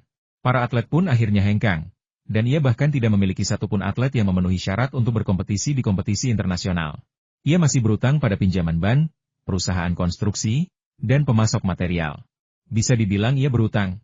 Namun, ia sangat yakin bahwa selama ia bisa melatih orang-orang ini lagi, uang tidak akan menjadi masalah. Para pemainnya adalah tim nasional, tim atletik kelas dunia. Dengan para atlet ini, selama mereka meraih hasil yang baik, mereka dapat memperoleh kembali keuntungan melalui iklan dan kegiatan promosi lainnya. Sebelumnya, pemilik sebuah restoran besar membuka restoran baru dan memintanya untuk membawa beberapa juara dunia ke acara tersebut, dengan tawaran 10.000 yuan, tetapi ia menolaknya. Tapi sekarang dia akan pergi asalkan ada yang menawarinya 1.000. Sayangnya, mereka tidak mau pergi. Jika juara dunia tidak datang, siapa yang akan Anda kenal sebagai pelatih? Halo, Direktur Lee, ini Emma tua. Lau Emma, kenapa kamu meneleponku jam segini? Aku mau keluar dulu. Kalau tidak ada urusan lain, aku tutup dulu ya.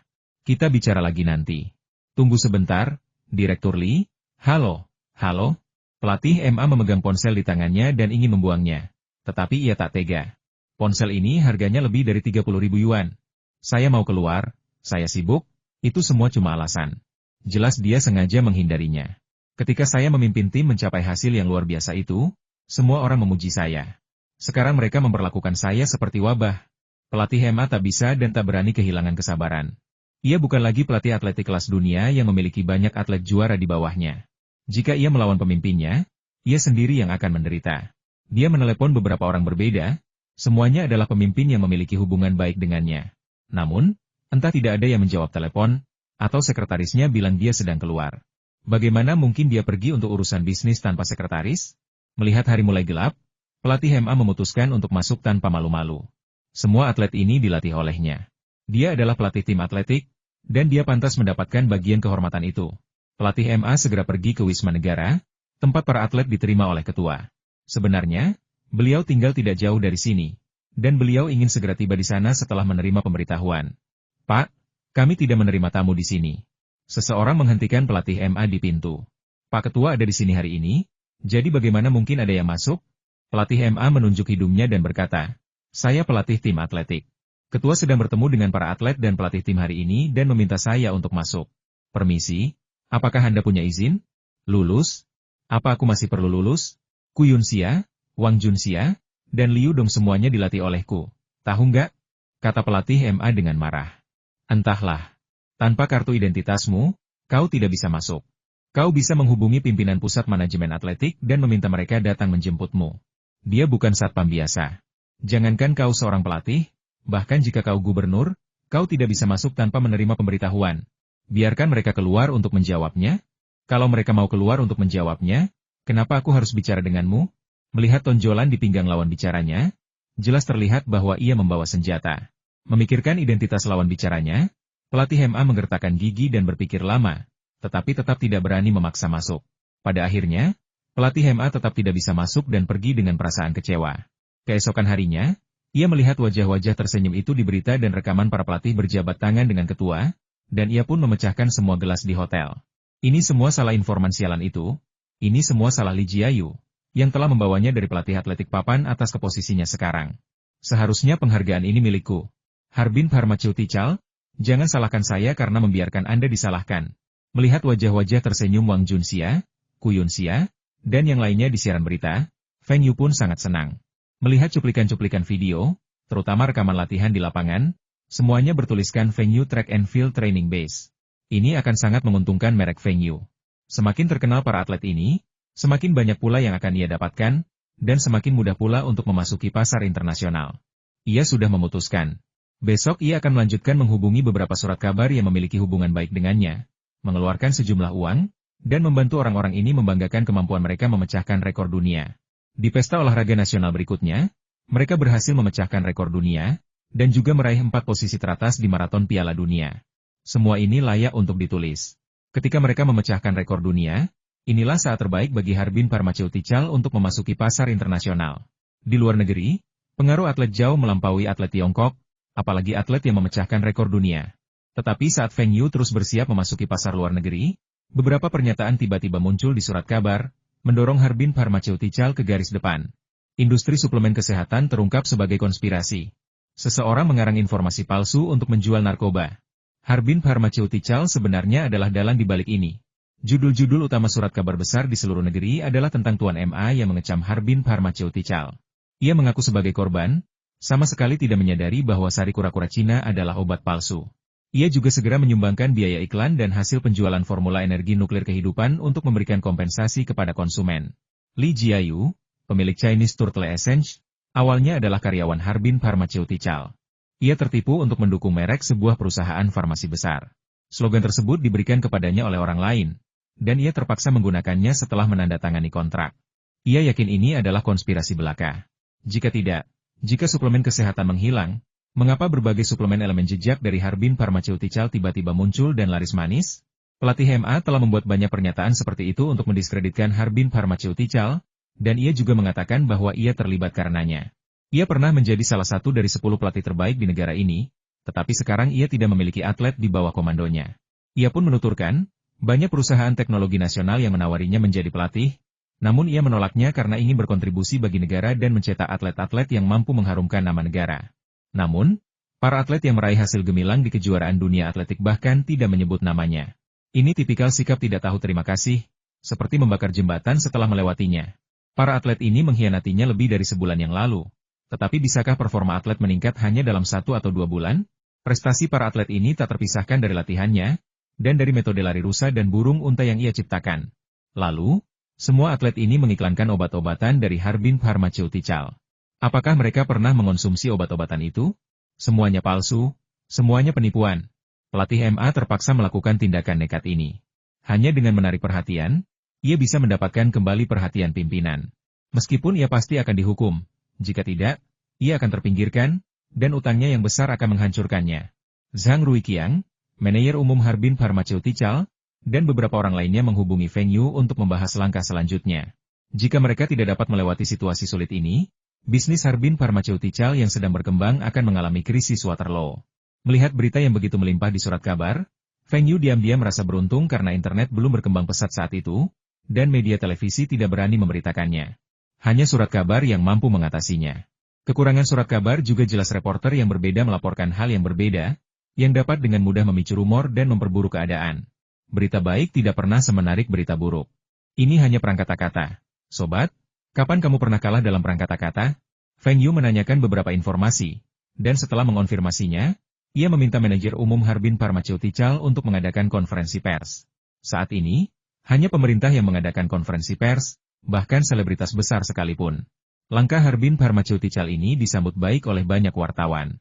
Mereka mencari berita, dan karena Harbin Pharmaceutical bersedia angkat bicara, mereka tentu saja menyambutnya.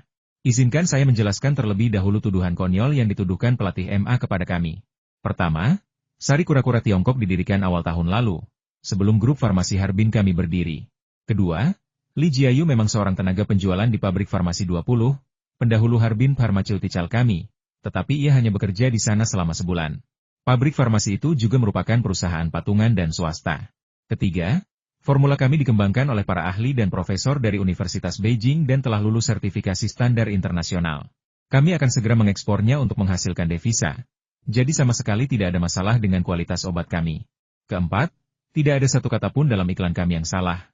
Setiap kalimatnya benar. Kelima, menurut pemahaman kami, 11 juta yuan yang diberikan pelatih MA bukanlah sesuatu yang ia serahkan secara sukarela, melainkan sesuatu yang disita oleh negara. Sifatnya sama sekali berbeda. Keenam, pelatih MA mengatakan bahwa prestasi para atlet adalah berkatnya, Tetapi bagaimana dengan kontribusi para pelatih lainnya? Ia sendiri melatih puluhan atlet. Ketujuh, pelatih MA mengatakan ia adalah korban. Tetapi apakah Anda lupa apa yang dikatakan para atlet itu? Mengapa mereka meninggalkan pelatih MA? Kedelapan, pelatih MA mengatakan bahwa setelah para atlet ini meninggalkan pelatihannya, performa mereka akan semakin buruk. Saya rasa tidak. Saya yakin bahwa setelah meninggalkannya, di bawah bimbingan pelatih baru, para atlet itu pasti akan mencetak rekor dunia. Pernyataan manajer umum Harbin Pharmaceutical membuat semua wartawan sangat bersemangat. Semua tuduhan pelatih MA telah dibantah, dan ia bahkan dibalas. Kata-kata ini jelas merupakan sindiran tidak. Itu tuduhan langsung bahwa pelatih MA menjebak mereka. Mereka juga sepenuhnya menyangkal kontribusi pelatih MA. Bagaimana Anda menjelaskan bahwa produk-produk kesehatan telah menghilang dan berbagai suplemen seng, kalsium, darah, dan vitamin Anda mulai menguasai pasar? Meskipun semuanya adalah obat-obatan, orang-orang masih mengonsumsinya sebagai tonik, tanya seorang reporter. Ada yang salah dengan ini? Suplemen kesehatan menghilang karena produknya bermasalah. Produk kami baik-baik saja, jadi tentu saja lebih layak dipercaya oleh konsumen dan masyarakat umum. Wajar jika orang membeli obat kami untuk melengkapi nutrisi yang mereka butuhkan. Tuan MA mengatakan bahwa paparan produk kesehatan didorong oleh Harbin Pharmaceutical Anda. Apakah Anda mengakuinya? Reporter lain mengajukan pertanyaan tajam. Manajer umum Harbin Pharmaceutical tersenyum tipis dan berkata, "Ya, ini kami." Para reporter terkejut. Itu benar-benar mereka. Jadi, pelatih MA, apakah dia benar tentang itu? Mungkinkah semua ini benar-benar ada hubungannya dengan Harbin Pharmaceutical? Para pejabat pemerintah Harbin di dekatnya juga mulai cemas. Kenapa kau bicara begitu? Terlepas dari apakah masalah ini ada hubungannya atau tidak, seharusnya kau bilang tidak apa-apa. Apa kau gila? Namun kemudian, manajer umum Harbin Pharmaceutical berkata, tapi apa salahnya kita dengan mengungkap obat-obatan palsu itu? Para wartawan tercengang. Ya, apa salahnya mengungkap penjualan obat palsu? Keesokan harinya, pelatih MA melihat laporan di koran dan merobek koran itu berkeping-keping dalam beberapa detik. Sudah ada tumpukan serpihan koran di tanah. Masalah karakter, korupsi moral? Kapan kata-kata kasar seperti ini pernah digunakan untuk menggambarkan pelatih juara ini? Ia ingin membakar perahunya, tetapi perahunya tenggelam dan ia masih terdampar di sungai, tak bisa berenang. Seperti kata lagu Ayo Kita Dayung, perahu ini akan terbalik kapan saja. Kali ini dia membesar-besarkan masalah itu, dan atasannya memang memperhatikannya, tetapi mereka memberinya pukulan berat lagi, dia dipecat. Kalau saja saat itu tidak ada bos besar yang misterius muncul dan membeli markas latihannya yang belum rampung. Sambil berkata ingin disulap jadi villa dengan pemandangan laut, bisa jadi dia sekarang sudah dipenjara karena masalah finansial. Pelatih MA menyesali perbuatannya. Seandainya dia tidak begitu rakus akan uang, dia tidak akan berakhir seperti ini. Sekarang semuanya sudah berakhir. Melatih di luar negeri, belum lagi negara itu mungkin tidak akan mengizinkannya pergi. Kalaupun mereka mengizinkan, negara yang awalnya ingin mempekerjakannya tidak akan melakukannya lagi. Bukankah kualitas atlet akan menurun jika pelatih yang korup moralnya seperti itu memimpin mereka? Feng Yu tidak terlalu senang mendengar pelatih MA dipecat. Pada akhirnya, ia justru membantu pelatih MA dengan mencegahnya di penjara karena masalah pendanaan pangkalan pelatihan. Tentu saja, Feng Yu juga tidak akan rugi. Pemerintah Hong Kong sangat menginginkan seseorang untuk mengambil alih. Jika tidak, mereka pasti akan menuntut uang dari para pembangun dan pemasok material. Setelah mengubah tata guna lahan, bos besar itu bahkan memberi kota sejumlah uang. Jadi kota itu pun tidak rugi. Kota tidak peduli apakah villa yang sudah selesai dibangun dapat dijual. Villa tepi pantai, rumah impian Feng Yu di kehidupan sebelumnya, akhirnya terwujud di kehidupan ini. Terlebih lagi, area ini akan menjadi kawasan pengembangan ekonomi dalam beberapa tahun, dan harga rumah akan terus naik. Bagaimanapun perhitungannya, Feng Yu tidak akan rugi. Iklannya bisa mulai ditayangkan sekarang, kata Feng Yu kepada Liu Shengzhao melalui telepon. Orang-orang Jepang tiba-tiba menyadari bahwa Fuji TV mulai mengiklankan buku berjudul Subhealth. Mempromosikan buku baru karya penulis terkenal bukanlah hal yang aneh di Jepang, tetapi kebanyakan dilakukan di surat kabar. Meskipun ada promosi di TV, belum ada yang menjadikannya sebuah program, kan? Lebih dari itu, acara ini juga mengundang seorang profesor kedokteran untuk menjadi pembicara utama, yang akan memaparkan tentang berapa banyak zat gizi yang harus dikonsumsi tubuh manusia setiap harinya, apa saja yang bisa dicukupi dari makanan, bagaimana dampak buruk kekurangan gizi terhadap kesehatan, seberapa serius akibatnya, dan lain sebagainya. Di negara kita, akibat kebiasaan makan, tubuh manusia kekurangan banyak unsur mikro, yang seringkali membuat kita kurang sehat. Hal ini terutama berlaku untuk seng, nutrisi yang sangat penting yang tidak dimiliki semua orang di negara kita. Kekurangan seng dapat membuat protein sulit diserap, sehingga memengaruhi pertumbuhan dan perkembangan anak serta kesehatan reproduksi pria. Sejujurnya, Saya juga rutin mengonsumsi suplemen zinc, dan saya membelinya dari Tiongkok. Zinc merupakan nutrisi penting yang memengaruhi kemampuan reproduksi. Seperti yang Anda lihat, saya memiliki 2 putra dan 2 putri. Di usia saya ini, saya masih bisa sering berhubungan intim dengan istri saya. Tidak seperti kebanyakan pria di keluarga yang, di usia 30-an, sudah lama tidak berhubungan intim dengan istri mereka. Tidak hanya di program TV, Jepang juga membuat iklan serupa di surat kabar, tetapi hanya merekomendasikan Golvita dan larutan oral zinc gluconate, terutama larutan oral zinc gluconate. Kebanyakan perempuan Jepang tidak bekerja dan merupakan ibu rumah tangga purna waktu. Setelah membaca laporan di atas, mereka semua memutuskan untuk membeli suplemen zinc untuk suami mereka. Disebutkan dalam program tersebut bahwa kekurangan zinc dapat mengakibatkan rendahnya libido, menurunnya fungsi seksual, berkurangnya kecebong, dan sebagainya pada kaum pria. Mereka mengira suami mereka sering pulang larut malam dan tidak menyentuh mereka saat pulang karena terlalu lelah bekerja. Sekarang tampaknya kekurangan zinc lah penyebabnya. Baiklah, aku harus membelikan Subhealth dan beberapa suplemen zinc untuk suamiku. Larutan oral zinc gluconate impor dari Tiongkok yang direkomendasikan profesor di TV itu cukup bagus. Pantas saja Tiongkok memiliki populasi yang begitu besar. Mereka sudah lama menyadari pentingnya suplemen zinc. Pantas saja kesuburan mereka begitu kuat. Seperti yang telah disebutkan sebelumnya, kekurangan zinc dapat menyebabkan perkembangan reproduksi yang lambat pada anak-anak, sehingga hal ini juga perlu ditanggapi dengan serius. Para ibu yang memiliki anak laki-laki sebaiknya bersiap untuk membeli zinc untuk diminum anak-anak mereka. Banyak pria Jepang pulang ke rumah dan mendapati istri mereka telah menyiapkan sebotol larutan oral berwarna biru, meminta mereka untuk segera meminumnya.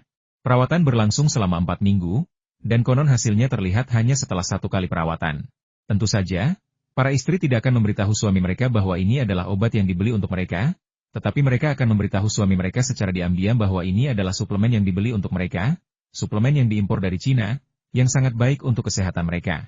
Beberapa suami sangat tersentuh, percaya bahwa itu adalah tanda perhatian dan kasih sayang istri mereka. Namun, yang lain menjadi tidak sabar dan memarahi istri mereka karena membuang-buang uang. Bertanya, mengapa kamu membelikan saya suplemen di tengah krisis ekonomi ini? Murah? Sekalipun murah, saya tidak membutuhkannya. Namun, meskipun demikian, mereka tetap meminumnya. Bukankah akan sia-sia jika mereka tidak melakukannya? Mereka juga menemukan bahwa sepertinya ada buku tambahan di rumah. Kebanyakan ibu rumah tangga memilih menonton TV. Tetapi sekarang sang istri memilih membaca. Sub kesehatan, tentang apa buku ini? Judulnya membuatnya terdengar seperti buku kedokteran. Penasaran? Mereka semua membolak-baliknya. Barulah mereka menyadari bahwa mereka semua berada dalam kondisi yang kurang sehat, tubuh mereka kekurangan banyak zat gizi, sehingga mengakibatkan kelelahan kerja, efisiensi rendah, dan sebagainya.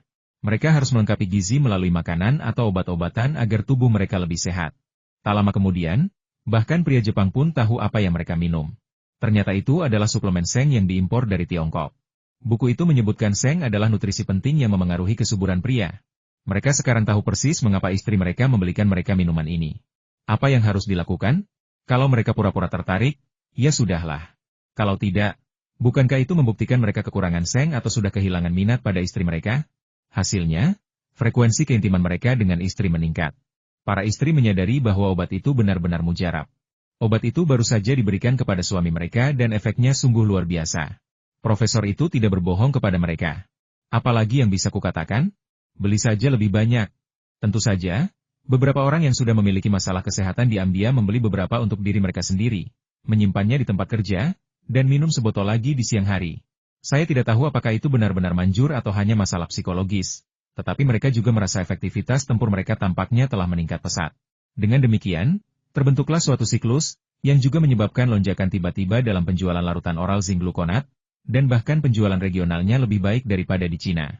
Hal ini juga mengejutkan Feng Yu. Ia hanya memanfaatkan masalah psikologis orang lain untuk menjual lebih banyak produk, tetapi ia tidak menyangka efeknya akan begitu baik. Hal ini juga memberinya keyakinan lebih besar terhadap penjualan obat-obatan di Eropa dan Amerika Serikat. Namun, ia tidak terlalu peduli dan menyerahkannya kepada perusahaan penjualan farmasi yang bekerja sama. Sudah waktunya baginya untuk melapor ke Universitas Hong Kong. Universitas Hong Kong, universitas yang baru berdiri beberapa dekade, menawarkan program-program unggulan di bidang kedokteran, bisnis, humaniora, dan ilmu politik. Fakultas kedokterannya bahkan dinamai Li Ka-shing. Feng Yu sangat terkesan dan iri karena sebuah departemen di universitas bisa dinamai sesuai namanya. Boom, aku harus punya universitas yang dinamai sesuai namaku. Itu bahkan lebih mengesankan daripada menamai sebuah perguruan tinggi. Yang membuat Feng Yu sangat puas adalah Universitas Hong Kong tidak pernah melakukan absensi di kelas, dan ujian akhir tidak terlalu penting, tetapi mereka memberikan beberapa pekerjaan rumah, terutama yang bersifat praktik. Meskipun Feng Yu akhirnya memilih sekolah bisnis alih-alih sekolah keuangan dan ekonomi yang lebih ia kuasai, Feng Yu yakin bahwa ia dapat dengan mudah menyelesaikan pekerjaan rumah yang diberikan oleh gurunya. Feng, aku akan mengantarmu bertemu para pimpinan sekolah dulu. Aku juga sudah membelikanmu rumah yang kau minta di dekat sekolah. Fu Guang melirik Feng Yu. Kenapa dia membeli rumah di luar sekolah? Dan dia bilang dia tidak mengincar wanita-wanita cantik dari Hong Kong? Feng Yu mengikuti Fu Guangzheng berjalan-jalan di sekitar kampus, dengan seorang profesor dari Universitas Hong Kong yang disewa Fu Guangzheng, memimpin jalan. Sepanjang jalan, Feng Yu menemukan banyak gedung yang dinamai berdasarkan nama orang. Banyak dari nama-nama ini familiar bagi Feng Yu, semuanya milik orang-orang kaya di Hong Kong. Orang-orang kaya di sini terbiasa melakukan kegiatan amal. Salah satu alasannya adalah untuk meningkatkan pengaruh mereka, dan yang lainnya adalah untuk menghindari tuduhan kaya dan tidak baik. Tentu saja, ini juga merupakan cara yang baik bagi mereka untuk meningkatkan status sosial. Para lulusan universitas ini akan menjadi tulang punggung Hong Kong di masa depan. Siapa tahu, salah satu dari mereka akan menjadi gubernur Hong Kong, atau bahkan ketua Mahkamah Agung. Orang yang paling berkuasa di sekolah ini bukanlah kepala sekolah, melainkan pengawas sekolah. Posisi kepala sekolah setara dengan CEO sebuah perusahaan, sementara pengawas sekolah setara dengan ketua dewan direksi. Fu Guangzheng membawa Feng Yu menemui wakil rektor dan memintanya untuk menjaganya. Implikasinya, Feng Yu hanya di sini untuk menghabiskan hari-harinya di Universitas Hong Kong. Jangan mempersulitnya, jangan memanggil namanya, jangan memberinya PR, jangan khawatirkan apakah dia ikut klub atau tidak, jangan pedulikan apakah dia tinggal di asrama, jangan pedulikan apakah dia mendapat nilai A di ujian akhir. Dan yang terbaik adalah jangan biarkan siapapun mengetahui identitasnya sebagai mahasiswa pertukaran pelajar dari Tiongkok daratan. Namun, pastikan Feng Yu lulus ujian. Hal lain tidak penting. Feng Yu memelototi Fu Guangzheng. Apa maksudmu? Siapa yang mau main-main di sini? Hei, sobat, kamu harus belajar yang giat, oke? Feng Yu ingin menghadiri kelas Profesor Liang. Orang ini adalah salah satu penasihat pemerintah yang membantu menstabilkan ekonomi Hong Kong sebelum dan sesudah kembali ke Tiongkok. Dia tidak hanya berpengalaman dalam ekonomi Tiongkok, tetapi juga ekonomi Asia dan bahkan global.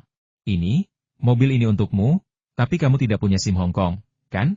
Ini sopir yang ditugaskan untukmu. Dia dulu mengemudikan truk dan berasal dari daratan. Dia punya keterampilan yang bagus dan bisa berbahasa Mandarin dan Kanton. Maukah kamu aku siapkan bus dan membantumu mendapatkan SIM? Fu Guangzheng melemparkan sepasang kunci mobil kepada Feng Yu. Feng Yu menatap pengemudi itu dan bertanya, bisakah Anda mengajari saya? Ya, tapi saya bukan pelatih profesional. Feng Yu melambaikan tangannya cukup. Aku biasanya tidak mengemudi dengan cepat. Biasakan saja mengemudi di jalur kanan. Biasanya, aku tidak tahu cara mengemudi. Feng Yu tidak sebodoh itu membeli mobil sport dan ikut balapan.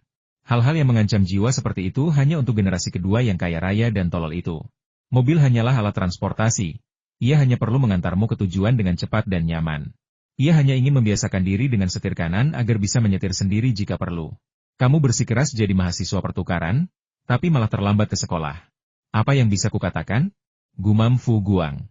Semua mahasiswa pertukaran lainnya datang lebih awal, tetapi Feng Yu terlambat. Jika bukan karena reputasi keluarga Fu, Universitas Hong Kong pasti sudah menangani mahasiswa seperti itu sejak lama. Mahasiswa pertukaran harus mematuhi peraturan kampus. Saya sangat sibuk. Ngomong-ngomong, bagaimana performa iklan Wang Junxia dan timnya di Eropa dan Amerika? Tahukah Anda? Iklan atlet ini sangat efektif. Dikombinasikan dengan kampanye pemasaran, sub kesehatan, Anda, penjualan suplemen nutrisi sedang meroket, dan perusahaan-perusahaan yang bekerja sama dengan kami sangat puas. Feng Yu berpikir, bagaimana mungkin dia tidak puas? Dengan publisitas dan model penjualan inovatif seperti ini, semua perusahaan mitra pasti akan meraup untung. Feng Yu mempelajari iklan semacam ini dari para atlet di Amway. Dulu, Amway mempekerjakan atlet untuk mengiklankan suplemen nutrisi, dan penjualannya meningkat pesat. Wang Junxia dan kawan-kawan belum mencapai puncak ketenaran mereka. Ketika mereka memecahkan rekor dunia, pengaruh mereka akan semakin besar. Feng Yu tidak menyangka bisa meraup banyak keuntungan dari obat ini, tetapi ia berhasil menjual semua obat yang ia dorong untuk diproduksi, dan ia mendapat untung. Ia yakin akan mencapai target keuntungannya tahun ini. Secara khusus, hal ini akan mempromosikan merek Harbin Pharmaceutical secara global dan meningkatkan visibilitasnya. Semoga, di masa mendatang, pengaruhnya akan mencapai tingkat perusahaan seperti Bayer, meluncurkan obat baru yang, berkat kekuatan mereknya yang tak tertandingi, akan laris manis dan menghasilkan keuntungan substansial. Sekarang bukan saatnya para atlet itu paling populer. Pengaruh mereka akan semakin meningkat di masa depan, dan penjualan kami akan semakin baik. Fu Guangzheng menggelengkan kepalanya. Sebenarnya, maksudku tetap sama. Tidak ada gunanya berinvestasi begitu banyak untuk keuntungan serendah itu. Harbin Pharmaceutical tidak punya produk unggulan. Apa gunanya mengelola merek seperti ini? Di luar negeri, kita tidak akan pernah bisa bersaing dengan perusahaan farmasi multinasional seperti Bayer. Fu Guang bingung. Feng Yu mungkin sebaiknya tetap di Tiongkok daratan saja, atau bahkan pasar Asia, yang sudah cukup. Kenapa dia mencoba berekspansi ke Eropa dan As? Manajemen merek? Obat-obatan yang Anda jual tidak terlalu canggih secara teknis. Bagaimana mungkin Anda bisa menciptakan merek? Saat ini, dia hanya mengandalkan iklan untuk membangun mereknya. Sama sekali tidak perlu. Tanpa disadarinya, Feng Yu sedang membuka jalan bagi penjualan Weige di masa depan. Obat-obatan yang diproduksi oleh perusahaan ternama jelas lebih mudah dipromosikan daripada yang diproduksi oleh perusahaan yang kurang dikenal. Ini juga akan membantu Zhang Ruiqiang meningkatkan prestasi politiknya, sehingga dia bisa naik jabatan lebih cepat dan memberikan bantuan lebih besar kepada Feng Yu di masa mendatang. Jangan bahas itu. Antar aku ke asrama dulu supaya aku bisa kenal teman sekamarku. Feng Yu tiba-tiba menyadari ekspresi Fu Guangzheng yang agak aneh saat mengatakan ini. Ada apa? Apa ada yang salah dengan teman sekamar ini? Bukankah mereka bilang mereka sudah memesan kamar untuk 2 orang? Kenapa mereka tidak memilih seseorang yang bisa mereka akur? Feng, perkenalkan. Orang ini Fu Guangwei, sepupuku. Alis Fu Guangzheng berkerut. Bukankah dia menyuruh Weizi membereskan rumah? Ada apa dengan celana dalam wanita di kursi itu? Halo, saudara Feng, panggil saja aku Weizi. Weizai, kenapa kamu tidak memanggilnya Huazai? Feng Yu melirik Fu Guangzheng dan berkata, sepupumu dan aku tinggal bersama. Sepertinya keputusanku membeli rumah di luar kampus sudah tepat. Ia melihat sekeliling dan berpikir, Fu Guangwei ini pasti membawa seorang gadis kemarin. Weizi, aku biasanya tinggal di luar kampus. Kalau aku mau pulang, aku akan telepon kamu. Kak Fu, kita makan malam di luar, ya? Fu Guangzheng memelototi sepupunya dengan tajam. Kesempatan yang bagus, dan kau tidak tahu bagaimana memanfaatkannya. Berapa banyak uang yang bisa kau hasilkan jika Feng Yu memberimu nasihat? Kau hanya bermain-main setiap hari. Pantas saja kau sakit kepala setiap kali paman ketiga menyebutmu. Baiklah, aku sudah menyiapkannya. Ini semua makanan yang kamu bilang kamu suka makan terakhir kali. Ketika tiba di Hong Kong, Fu Guangzheng tentu saja harus berusaha sebaik mungkin untuk menjadi tuan rumah yang baik. Selama makan, Fu Guangwei terus memperkenalkan berbagai tempat menarik di Hong Kong kepada Feng Yu. Namun, setelah mengobrol cukup lama, Feng Yu tidak menunjukkan minat. Weizai, aku peringatkan kau tidak boleh ikut kegiatan itu, dan kau tidak boleh mengajak kakak Feng bermain. Kalau tidak, jangan salahkan aku karena memberitahu Paman San, dan aku tidak akan pernah memberimu uang lagi. Ancam Fu Guangzheng. Kau belum bertanya pada saudara Feng apakah dia bersedia pergi? Teriak Fu Guangwei. Aku tidak tertarik dengan ini. Feng Yu menggelengkan kepalanya sedikit. Feng Yu tidak tertarik pada balap bawah tanah, tinju bawah tanah, atau hal-hal semacam itu. Ia mungkin akan menontonnya sesekali dan menganggapnya menarik. Tetapi ia sendiri jelas tidak akan bersemangat untuk mencobanya seperti Fu Guangwei. Fu Guangwei mengerutkan kening. Kalau begitu, kita ke bar? Ke disko? Kak Feng, bar dan disko di Hong Kong jelas lebih seru daripada di daratan. Banyak sekali cewek-cewek seksi. Kamu mau pergi? Fu Guangzheng menatap Feng Yu, menunggu Feng Yu mengungkapkan pendapatnya, tetapi Feng Yu juga bisa membaca hasrat di matanya. Sialan, kalian berdua mau pergi, dan kalian pakai aku sebagai alasan, kan? Feng Yu belum pernah ke disko Hong Kong sebelumnya. Dan dia ingin tahu apakah disko itu seperti di drama TVB, dengan semua cerita seru yang terjadi. Suara memekakan telinga membuat Feng Yu mengerutkan kening. Suara ini terlalu keras. Bagaimana mungkin dia masih mendengar apa yang terjadi setelah masuk? Weizai ada di sini, Zheng Zai juga di sini hari ini, dan dia membawa teman-teman baru. Apa ini rutinitas yang sama? Bartender itu melihat mereka berdua, menyapa mereka dengan senyuman, dan mulai meracik koktail dengan terampil.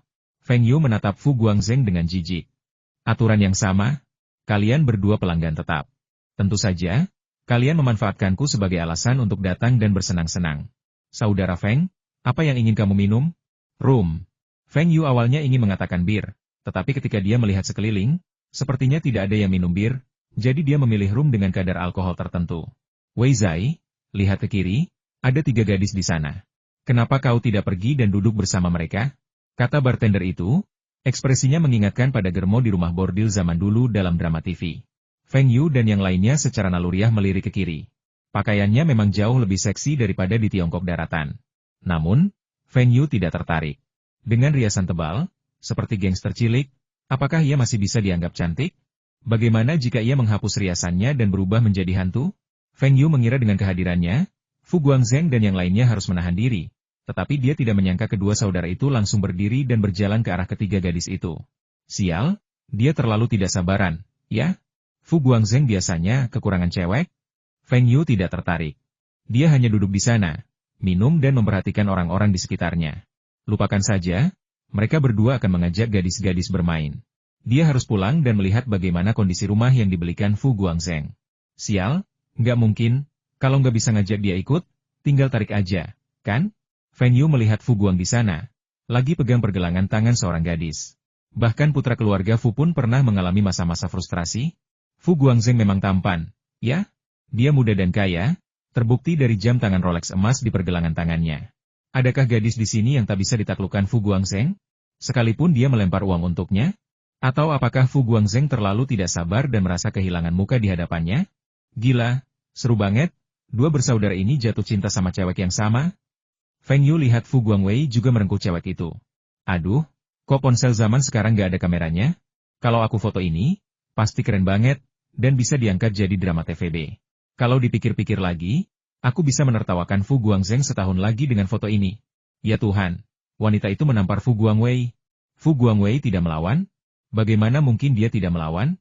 Meskipun mereka baru makan sekali, Feng Yu merasa Fu Guangwei adalah tipe orang yang suka main-main dan impulsif. Bagaimana mungkin dia bisa tahan ditampar perempuan? Lupakan saja, aku harus pergi dan mencoba membujuk mereka. Kalau keadaannya jadi tidak terkendali, dampaknya akan buruk bagi keluarga. Mereka berdua bahkan belum minum alkohol, jadi kenapa mereka minum terlalu banyak? Kakak Fu, Wei Zai, lupakan saja. Tidak perlu gantung diri di pohon. Feng Yu meraih lengan Fu Guangzheng. Kak Feng, maafkan aku karena membuatmu malu. Ini adikku, Fu Menging. Beraninya kau datang ke bar hari ini dengan pakaian seperti ini? Apa kau tidak takut mabuk dan dibawa pergi oleh para gangster? Fu Guangzheng memarahi gadis itu. Apa? Adikmu? Astaga, gadis kecil seperti gangster ini putri keluarga Fu? Tunggu, mungkinkah ini Fu Menging si pemberontak yang disebut-sebut di koran di kehidupanku sebelumnya? Bukankah di kehidupanku sebelumnya ada yang bilang kalau Fu Menging itu lesbian? Feng Yu menatap kedua gadis di samping Fu Menging. Mungkinkah mereka juga lesbian? Tiga gadis sedang bertiga. Pemandangan itu terlalu indah untuk dibayangkan. Apa yang kau lihat? Fu Menging berteriak pada Feng Yu. Menging, bagaimana caramu berbicara dengan kakakmu? Feng? Apa yang diajarkan keluargamu? Fu Guangzheng sedikit malu. Ia sudah malu karena adiknya berpakaian seperti ini dan Feng Yu melihatnya. Sekarang adiknya benar-benar berteriak seperti gangster. Ia merasa semakin malu. Apa, saudara Feng? Apa kau tidak lihat tatapannya padaku? Apa kau masih saudaraku? Tanya Fu Menging dengan marah. Feng Yu melirik Fu Menging dan berkata, maaf, aku gay, jadi aku tidak tertarik padamu. Apa kau lesbian? Fu Guangzheng tercengang. Apa? Feng Yu bilang dia gay? Lelucon apa ini? Feng Yu sudah punya pacar di Tiongkok, dia tahu itu. Nah, ini Feng Yu yang berusaha menyelamatkan muka. Merendahkan diri itu sungguh masalah besar. Fu Menging terkejut bagaimana kamu tahu? Hah? Fu Guangzheng dan Fu Guangwei sama-sama ternganga. Adik perempuanku lesbian? Maaf, aku hanya bercanda. Aku tidak gay. Feng Yu menatap Fu Menging dengan heran dan panik. Dengan IQ segini, kau masih mau berkelahi denganku? Fu Menging benar-benar gila. Feng Yu baru saja menipunya untuk mengungkapkan rahasia terbesarnya. Dan yang paling menyebalkan adalah Feng Yu sama sekali tidak gay. Dia jelas-jelas sedang mempermainkannya. Yang lebih membingungkannya adalah bagaimana Feng Yu tahu dia lesbian? Bahkan keluarganya pun tidak tahu rahasia ini. Aku hanya bercanda. Bantah Fu Menging. Namun, jelas tak seorang pun percaya ketika ia mengatakan hal itu. Ia sendiri merasa bersalah, jadi bagaimana mungkin ia berharap orang lain mempercayainya? Fu Guang menatap dingin kedua gadis di samping Fu Menging, merasa sangat malu. Putri dari keluarga Fu Hong Kong yang bergengsi itu ternyata seorang lesbian. Dia tidak sengaja membocorkannya, terutama di depan Feng Yu, yang membuatnya semakin malu. Saat makan malam, Fu Guangzheng masih membual kepada Feng Yu tentang betapa berpengaruhnya keluarga Fu di Hong Kong, betapa baiknya tradisi keluarga mereka, dan betapa hebatnya saudara-saudari mereka. Sekarang dia merasa seperti seseorang mengayunkan lengannya dan menamparnya dengan keras, dan itu terjadi di depan banyak orang, membuatnya melihat bintang-bintang. Ketika dia melihat senyum tipis di bibir Feng Yu, dia merasa bahwa itu adalah ejekan Feng Yu terhadapnya, mengejeknya dan juga mengejek keluarga Fu mereka. tetapi dia tidak dapat membantahnya. Kalau ini terjadi di keluarga besar lain di Hong Kong, dia pasti akan membicarakannya setelah makan malam dan senang melihatnya terjadi. Tapi kalau itu terjadi di keluarganya, dia bangsat banget. Diam dan pulanglah bersamaku. Kalian berdua, jauhi adikku mulai sekarang. Kalau tidak, jangan salahkan aku karena bersikap kasar. Setelah Fu Guangzheng mengatakan ini, ia dengan paksa meraih tangan Fu Menging dan menariknya pergi. Kali ini ia tidak takut menyakitinya. Mereka harus segera pergi dari sini.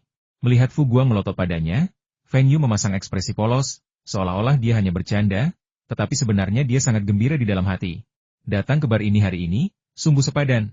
Chen tua, pulanglah, kata Feng Yu kepada pengemudi mobil. Fu Guangzheng dan teman-temannya pergi tanpa pamit. Bartender itu sudah tercengang. Awalnya ia ingin menyanjung kedua tuan muda keluarga Fu, berharap mendapat tip lebih besar hari ini. Sekarang, sanjungannya tampaknya menjadi bumerang. Reputasi Fu Guangzheng memang bagus. Fu Guangwei pasti akan membawa orang untuk menghancurkan bar ini. Akankah pemilik bar membiarkannya, seorang bartender kecil, pergi? Lagi pula, pemiliknya awalnya anggota geng, dan sekarang ia hanya ingin menghindari pemukulan yang terlalu parah oleh pemiliknya. Rumah yang dibeli Feng Yu oleh Fu Guangzheng di Hong Kong memiliki 1 kamar tidur dan 1 ruang tamu. Sebuah apartemen terbuka yang luas, salah satu tipe apartemen paling umum di Hong Kong. Termasuk CCTV, luas area yang dapat digunakan tidak lebih dari 50 meter persegi. Bukannya Feng Yu tidak menginginkan rumah yang lebih baik, tetapi harga unit yang lebih besar di dekat Universitas Hong Kong agak terlalu tinggi. Lagi pula Feng Yu sendirian, jadi apapun yang cukup tidak masalah. Feng Yu bahkan tidak mempertimbangkan villa mid-levels yang direkomendasikan Fu Guangzheng. Klaim tentang jalan pribadi dan keamanan yang sangat baik hanyalah omong kosong. Seandainya keamanan Hong Kong cukup baik, putra Li Ka-shing tidak akan diculik. Kawasan permukiman seperti ini, yang dekat dengan kantor polisi, adalah yang paling aman. Feng Yu toh tidak ingin tinggal bersama Fu Guangwei, pria itu jelas memiliki kehidupan pribadi yang kacau. Keesokan harinya, ketika Feng Yu bangun, dia menemukan masalah yang sangat serius. Dia tahu kelas apa yang dia ikuti hari itu, tetapi dia tidak tahu di mana. Meskipun ia tidak berniat menjadi mahasiswa yang rajin belajar, ia tidak bisa membolos terus-menerus, karena itu tidak akan baik untuk reputasi Universitas Jingcheng. Terlebih lagi, Feng Yu sangat ingin mendengar tentang kemampuan profesor dari Universitas Hong Kong ini. Bila profesornya cakap, pasti di antara para mahasiswa itu ada beberapa mahasiswa yang berprestasi, dan mungkin dia bisa menemukan beberapa bakat yang memuaskan. Menurut Feng Yu, bagi bisnisnya, yang mencakup manufaktur otomotif padat karya dan padat modal, tenaga kerja dan uang bukanlah yang terpenting. Yang terpenting adalah bakat khusus di bidang manajemen, desain, penelitian dan pengembangan, penjualan, dan sebagainya. Bahkan pekerja tingkat 8 pun tidak begitu penting bagi Feng Yu. Jika ada yang bisa merancang mobil dengan tampilan yang sangat menarik, Feng Yu pasti tidak akan pelit memberikan hadiah. Jika mereka bisa mengembangkan teknologi canggih, Feng Yu bahkan akan memberi mereka ekuitas. Bukankah ada pepatah yang mengatakan, apa hal termahal di abad ke-21? Bakat. Hei teman sekelas, bagaimana caraku ke kantor sekolah bisnis? Tanya Feng Yu sambil menarik seorang teman sekelas ke samping. Orang yang dipegang Feng Yu berhenti dan menatap Feng Yu dari atas ke bawah. Apakah kamu dari daratan?